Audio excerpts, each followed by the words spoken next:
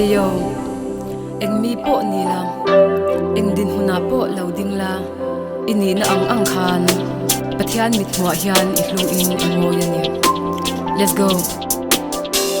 Riêng ni eng chua khi o moi nge, siam tu kut chuak moi zia alan tire, za tha eng moi khi o moi nge, siam tu kut chuak moi zia alan tire, eng zung ai hian in no ko moi be, ian pui a siam ka ni si, mak tak le lo om tak ka dwa, itan châu a mi se shan, lo ni si.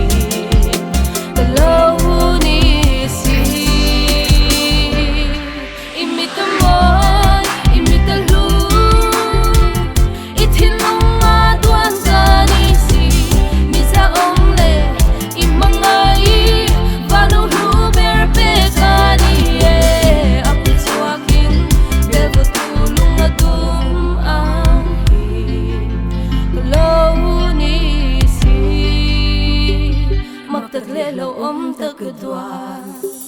Khô vel thir na trong na in te in lut na nei ve lo ni a in ngai ro sung le bai hau sak sa na te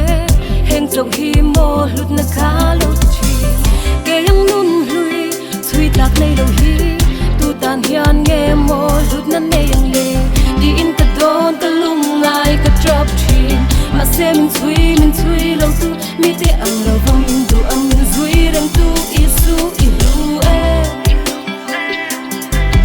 oi ru bersi oi ru bere mi te moi mi te ru itilunga do an kani si mi sa onle I mangai varo ru ber pe kani e aku suaki belvo tulung adum ang hi kalau ni si maktak le lo om tak kedua imit moi imit lu itilunga duan kani si misa ongle imangai varo lu ber pe kani e aku suakin belvo tulung adum ang hi kalau ni si maktak le lo om tak kedua imit moi imit ru itilunga duan kani si misa onle imangai varo lu ber pe kani e aku suaki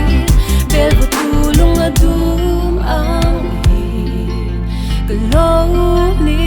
si maktak le lo om tak kedua Inhe na lung thu ka silang che Lau om tak le mak tak ka siam kan ni si a Ithil ti te hi mak tak ani a Chu chu kan na hian a she chiang hle ani